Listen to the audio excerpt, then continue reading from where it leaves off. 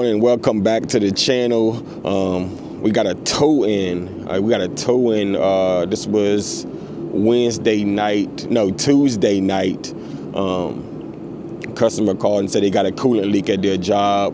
Didn't want to drive it home, wanted me to come tow it. So we got two-tone blue, started up and went and grabbed it. Had a field trip with my daughter yesterday, so just now getting started on it this morning. So it's been sitting here for a whole day on the truck and on the dolly, so need to get it off and get it in the shop. All right, so let's get this thing started up.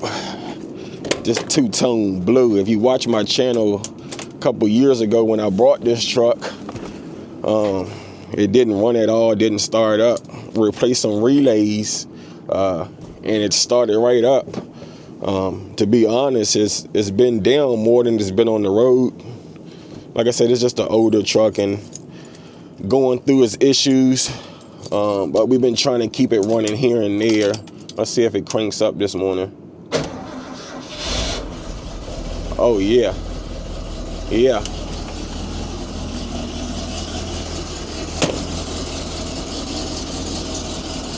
Let it warm up a little bit. See, that tire's a little low there.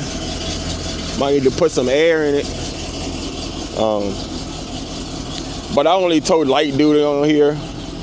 Pretty much just light duty vehicles, nothing heavy. Because as you can see, with this load here, it's already tilting up high in the front. So went through and redid all the suspension. Did a lot of work to this truck just to get it to this point. But so far it's been worth it, you know. It's been definitely worth it.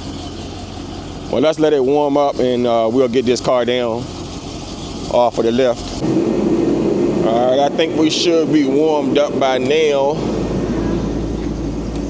Let's go ahead and get it off of here.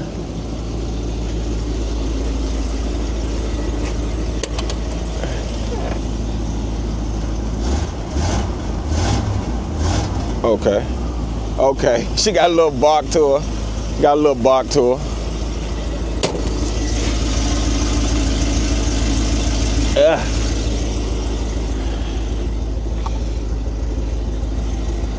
Get my gloves on, and then we can proceed.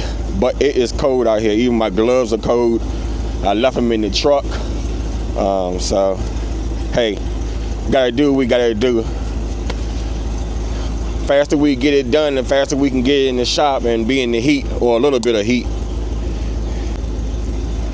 All right. Put my screw cap back on.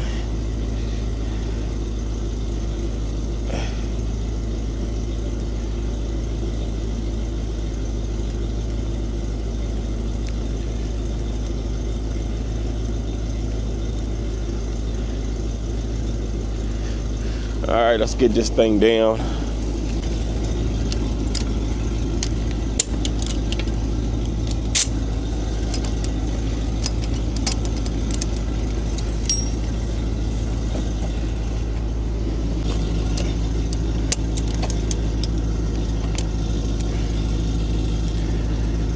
Don't want to damage the customer wheel, so I kind of be delicate with this area here so that I can get my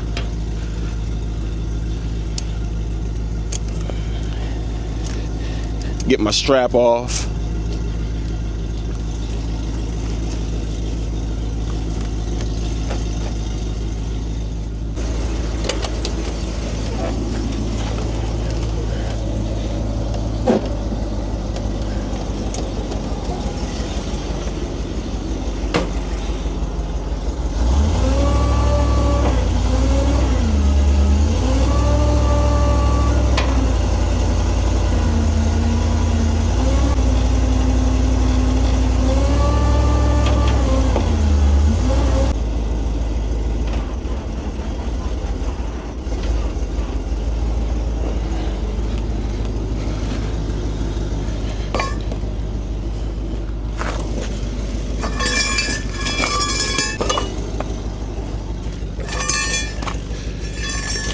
Get these dollies off of here.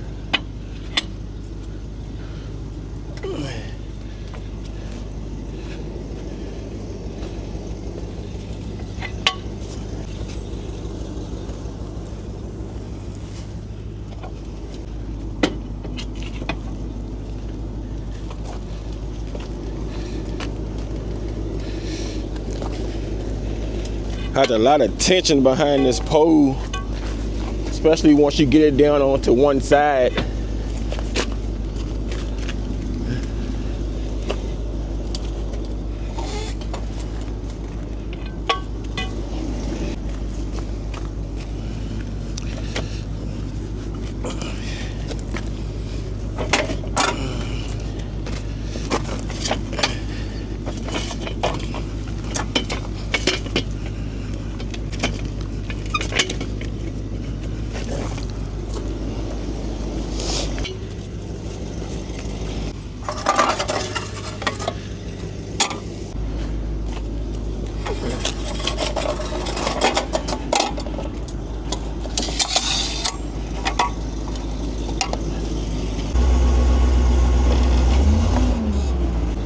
All right, I'm gonna go ahead and start the car up so I can back it up a little bit because I really can't move forward too much.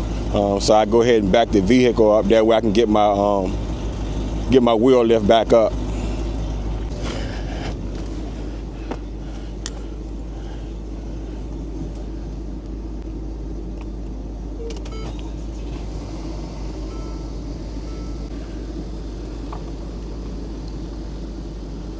The door up.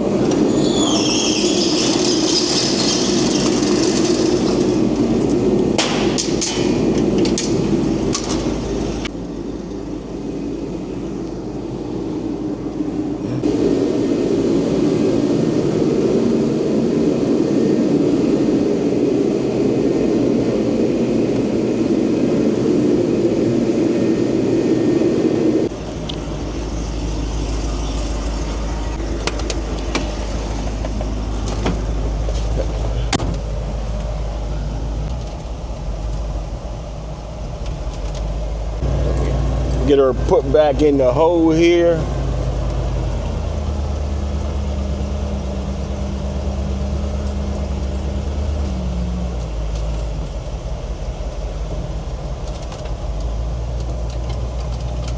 Right, let's go in here and see what we got. I do have my work truck in here too. I am replacing the starter. I already got it out. Now this is a 2012. I'm not sure if anybody else had the same issue I did, but I was trying to get the starter out with the exhaust manifold up, but I just could not access this top bolt up here to get it out. So I had an exhaust leak on this side anyway, so I went ahead and yanked off the exhaust manifold. Then I was easily able to access that top bolt. So what I'm gonna do is I'm gonna get some new bolts, put some anti-seize on them too when I put them back in, because these ones coming out were in bad shape. I thought they were gonna break on me, but luckily they didn't. But I'll get this back together eventually. I'll be working out of the shop for a couple of days, so not really a big rush to me. But we got this 2017 Infiniti Qx30. Customer said they said it had a coolant leak.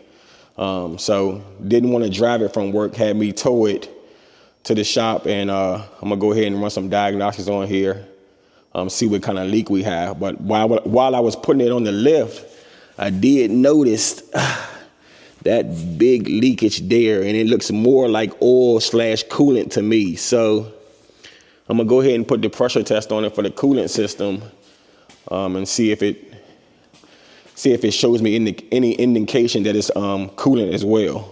But I think it looks like oil to me. So let's put our pressure test on here and see what we got.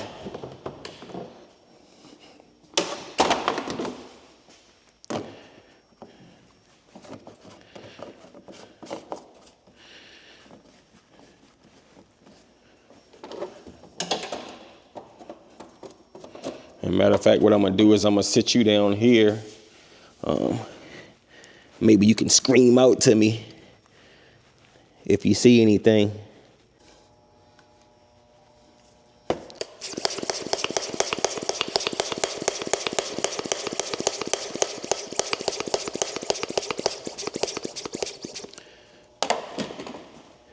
And let's see what we got. That definitely looks like coolant.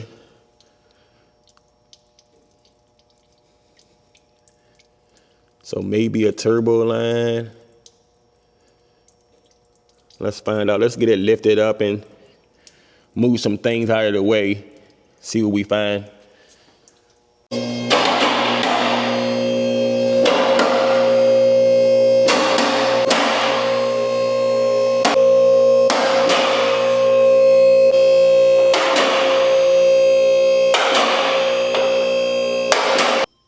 All right, so we're gonna go ahead and take off this cover here, this underbody cover. It's held in by two 8mm bolts.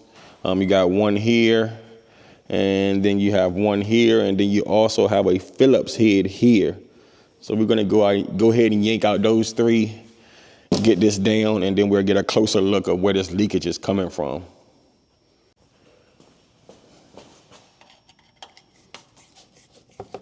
Take out this Phillips head first. Get our 8s out.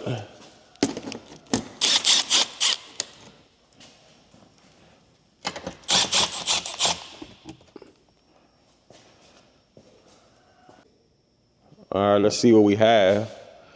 Let me grab my light here. I'm seeing a steady drip. Not sure if you can see up there. You can kind of see there.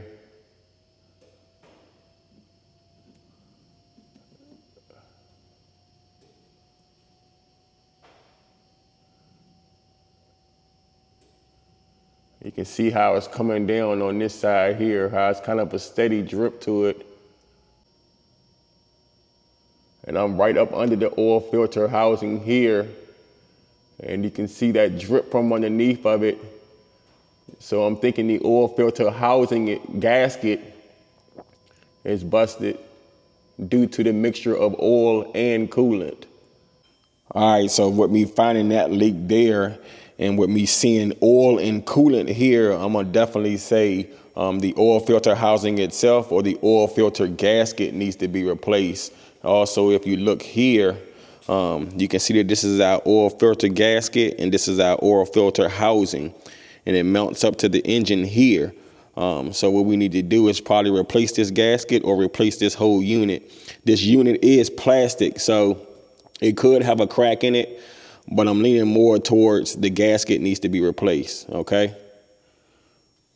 Man, it has been a fight with this thing. Well, not really a fight, it's just a lot of things that need to be taken off. This is pretty much a Mercedes engine, so a little bit of a fight. But we're working our intake manifold out now. I got one more connection underneath. I'm gonna disconnect that, and then I'll yank it out of here. All right, I got my other clip off. Let's go ahead and pull it out. All right, that's out. And we are going to go ahead and replace the gaskets here as well as the throttle body gasket. So go ahead and pull the whole unit out, clean it up, replace the gaskets, and then it'll be ready to go back on. But let me sit this down. But we are exactly where we want to be right now.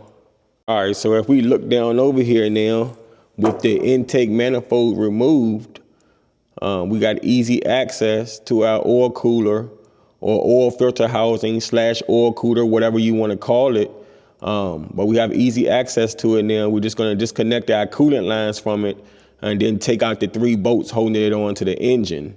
Also, we stuff some rags down or paper towels down into our ports, cover our ports up, all 4 holes. That way you don't have anything that falls down into them. You definitely don't want to have that issue. So make sure you protect yourself and fill in those ports with some paper towels or some rags. But we're going to go ahead and proceed and disconnect our coolant hoses and get this assembly off of this engine. All right, we got the coolant lines disconnected. And then I do also have it dismounted. I took the 3 bolts out, which I'll show you once I get the unit out.